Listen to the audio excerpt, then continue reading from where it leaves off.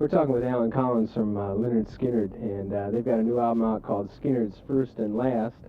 And I think a lot of people are under the impression that it's an old album made up of outtakes and just stuff that Lynyrd Skynyrd would have never put out, but that isn't the real fact of the album, is it? Not at all. No, it's the real first album. Due to management difficulties, it was never released.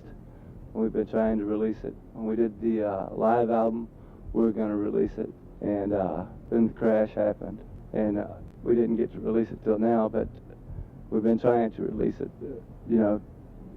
for 3 years. Like Lynyrd Skynyrd, pronounced Lynyrd Skynyrd, people think is the first album. This is really the first album here. Did you do anything like go in the studio, remix it, put on new vocals or anything like that, or was it as it was? Yeah, the girl singers went back and did some backup vocals in '75. That's about all. But as far as the playing and everything, it's as you recorded it. Yeah, Ed King went back and did fills when we had some time off of the road, and he liked the album. He just wanted to do some slide fills and stuff. He did that in '74. The songs on the album seem to be very strong, though. I mean, it was really ahead of its time.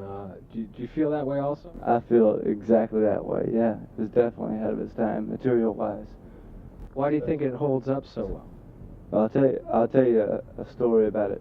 There was a tape, a 2-track tape, given to our manager at the time, and he was going around to different companies to sell it, right? And when he rewound it, he had got the tape turned around to where it was playing on the back side of the tape, not on the front side. Completely muffled, just flat sound. There was no sound to it, no highs. It was, just, dead sounding on the back of the tape, And during the time, after we did that album, through the time when we were doing Pronounced, which was done in Atlanta, Georgia, at Studio One. Well, let me say this. I Ain't the One, Simple Man, Things Going On, and Down South Jookin' were done at Studio One on Pronounced, but they all weren't put on there. Things Going On and I Ain't the One was put on there.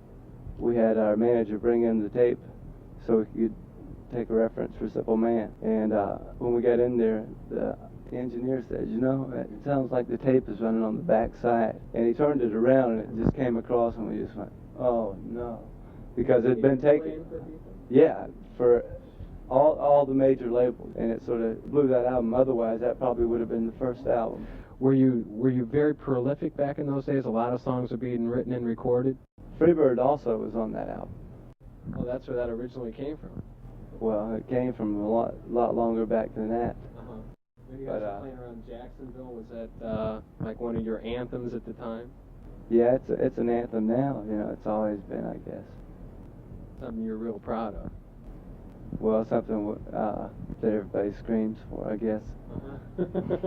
Yeah, that's right. On the live album, especially. Well, I tell you what, on the live album, the people were yelling it before Ronnie said, "What do you want to hear?" Yeah.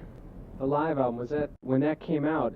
Like you said, you were going to release this instead of the live album. Why did you decide at that time to put out the live album? We were going to do it when we did Nothing Fancy, the third album, and everybody said, "No, let's do another studio album." What's in store right now for you? I mean, do you want to talk about your future at all as you see it? Well, I tell you, we're just healing up mostly. There's still problems, broken bones and stuff like that from the crash. Well, have you been writing at all or playing at all? I was playing 2 weeks after the accident. Do you want to play again? We'll definitely play again, yeah. But you're not going to call it Lynyrd Skynyrd or anything like that, or would you? The name won't be Lynyrd Skynyrd, but it'll be part of us. Would you foresee like a timetable when you go in the studio, or when you've already done one live thing where you just jammed a little bit, right? Right, that was a super jam. You miss the stage right now? Is that like the one thing that you would really like to be able to do is be on stage now? Shit, yeah. But it's not possible, Like I said, everybody is still trying to get back together mentally and physically. I guess that's all we really need to say. I don't know what to say at this time. Thanks a lot for your time.